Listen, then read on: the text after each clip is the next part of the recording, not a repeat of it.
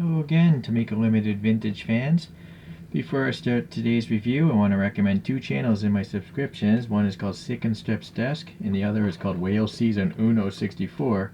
Both of these channels like TLV more than I do. If you haven't watched my channel before, you'll find I actually hate this brand, and very often, more than 50% of the time.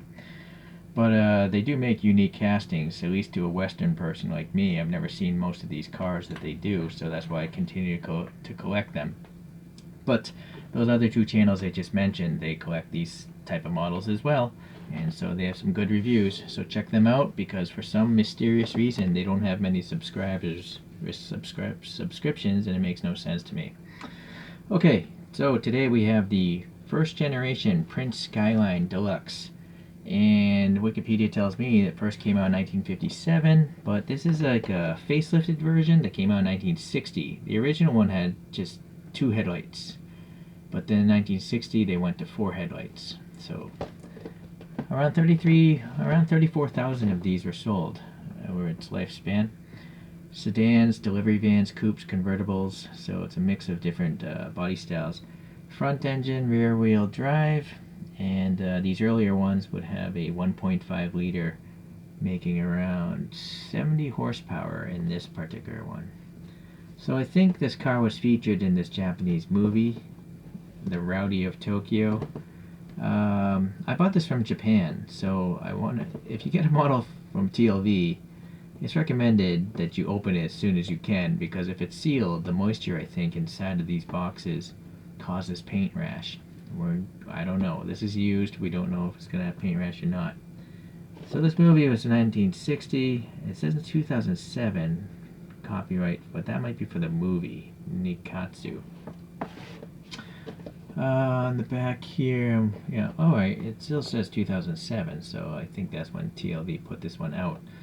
So this is called the BLSI3 of the Skylines. There was a BL that came later, like the Skyline Sport, which I'll show later on. 50th anniversary of the Skyline, I guess, in the year 2007. Alright. So, giant wasteful box, which is quite typical of these special TLVs. But it doesn't really impress me having these types of boxes, because I don't have room to store these things. So it just ends up in the trash.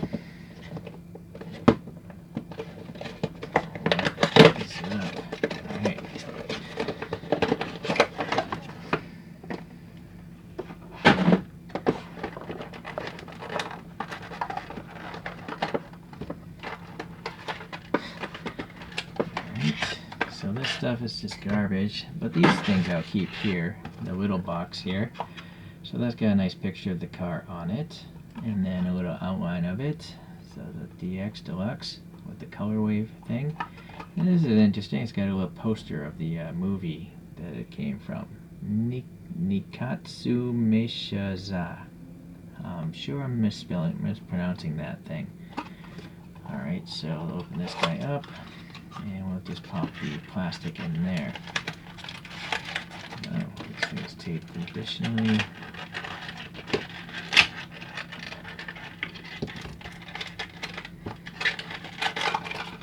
These are good if you move houses or something, or if you want to sell it later on, you know, keeps it from shipping damage.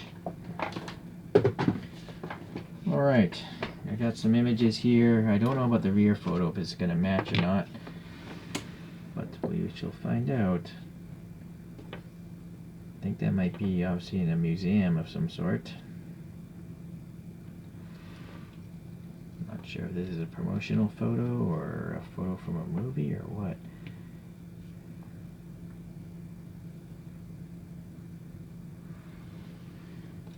Is the rear matching this photo?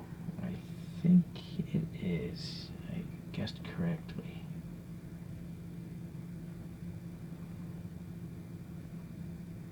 Alright. So this blue, I don't see any metallic speckling in it. Seems to just be just a normal blue, I guess. And the white roof as well, I don't see any sort of metallic indication. So it's just a blue and white. It's a medium blue. My camera screen makes it look like a darker blue, but I'm not sure what the YouTube is going to show. Alright, there's like a inlay / chrome treatment, like a 50s Chevy.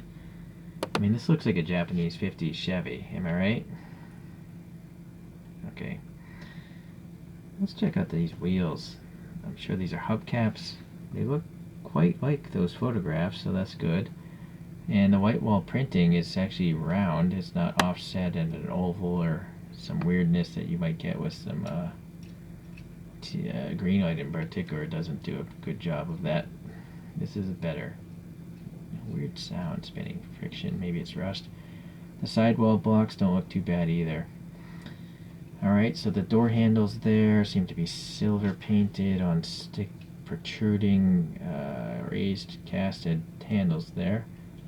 And then back here, this printing Skyline Deluxe in gold, right, and some sort of badge next to it. Okay, so that looks pretty good.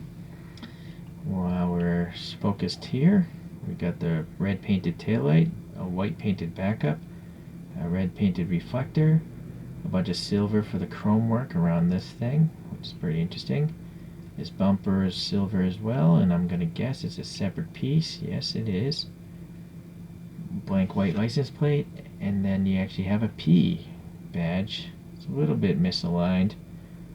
Print is nice and legible, and maybe this is a 1900. Wikipedia does say also these could have come with a 1.9 liter inline 4. So maybe this is a 1900 Deluxe. Alright. Let's go around here, try to stay in focus. No, I lost it. It's a little orange peely. Kind of like a real car. Alright, yeah, some paint rash is developing there, or has developed. This whole grill thing seems to be a separate piece of plastic, painted silver. We got some white for those markers as well as there. Unfortunately, no black paint in here, but nicely molded. And then the headlights are, plastic lenses. Just seeing how much they stick out.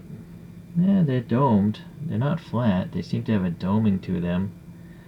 And then they're inset of silver paint here into this cavity. And then a pretty elaborate printed badge there on the front of the hood.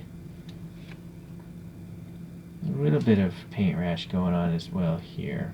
Okay.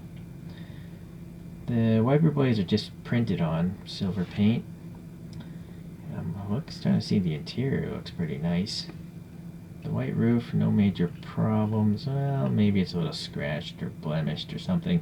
Again, it's used. We don't know how much this has been fondled with. So any sort of...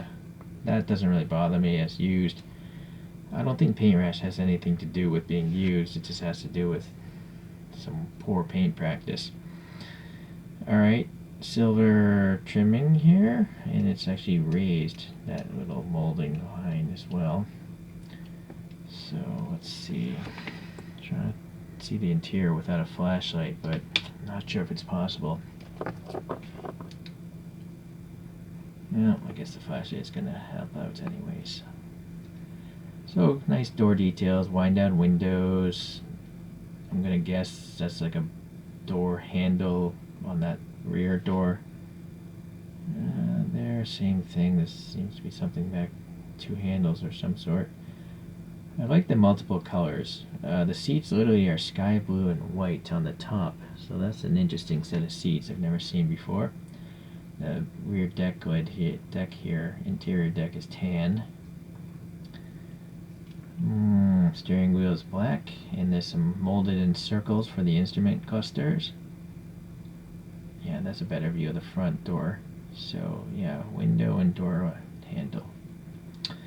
Let's see if there's anything on the dash over there. I don't think so. No. I'm going to guess the shifter is on the actual steering column. Although it's not really there indicated. But I do like that steering wheel. That looks very old school. It's like a ring with a half a ring on the lower part. Interesting. like that also the top of the dashboard is the same blue as the exterior.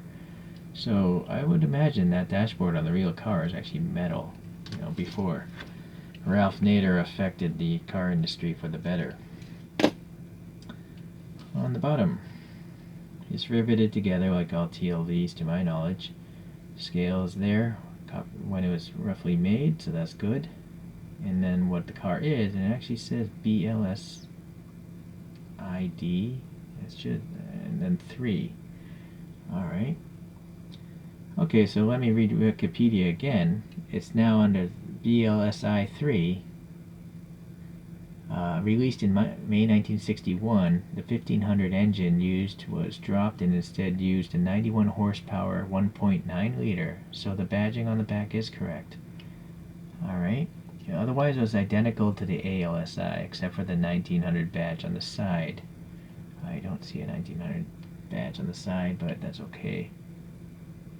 Alright, so we learned a little bit. That's nice. That's exactly why every brand should be really specific in the models, not just the fact that it's a Skyline, but the actual body code, it's educational.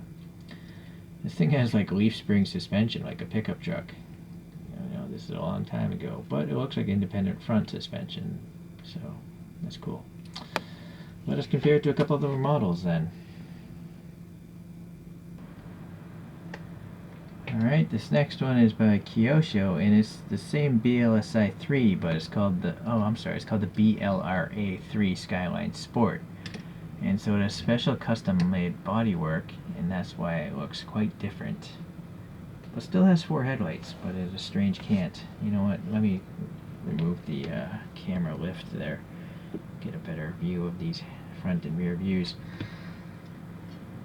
The next one is another Kyosho. It's called the Skyline 2000 GTB. If I recall, it's the S54. And this is when they started putting in the inline 6 cylinders.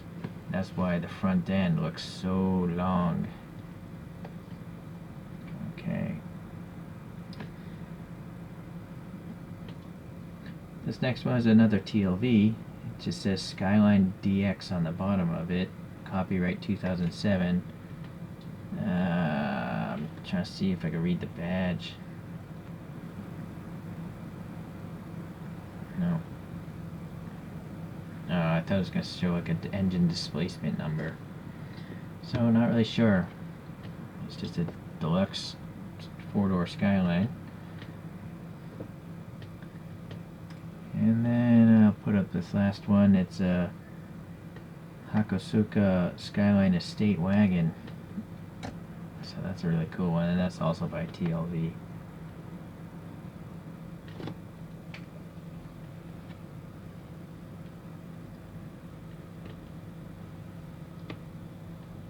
I'm actually quite surprised that this older model, or this blue, very first generation Skyline, is actually as big as it is. I'm just so used to seeing, the growth of cars in every generation. But, you know what, hold on. This is a special body, but let's look at these 2 4-doors.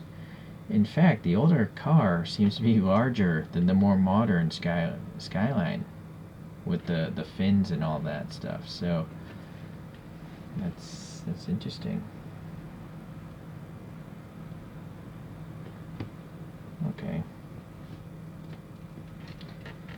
Well, let's get this guy spinning on its own.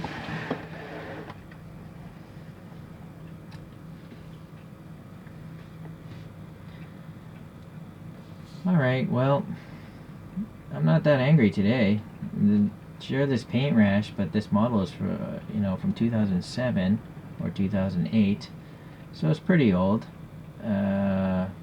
It could have been a lot worse. I've had more paint rash from other TLVs, so I'm gonna guess maybe whoever bought this displayed it and didn't leave it inside of a box, and so that's why maybe the paint rash isn't so bad. Whereas maybe the other cases where you get a lot of paint rash, they're just bought and stored away as investments. So for me, I don't think it's a wise idea to keep things in their original packaging, because die-cast metal is outgassing all the time, and if that gas has nowhere to go, I'm going to assume that's what affects paint rash. That's just my theory. I don't know. No one's ever proven it or anything like that. So if you have any other theories as to why paint rash occurs, you know, poor painting practice, not enough primer, maybe contaminants before it was painted, like oil or something, I don't know. Okay, well, anyways, I'm not going to stop buying TLVs. I'm going to take some more chances and do some online purchases for TLVs.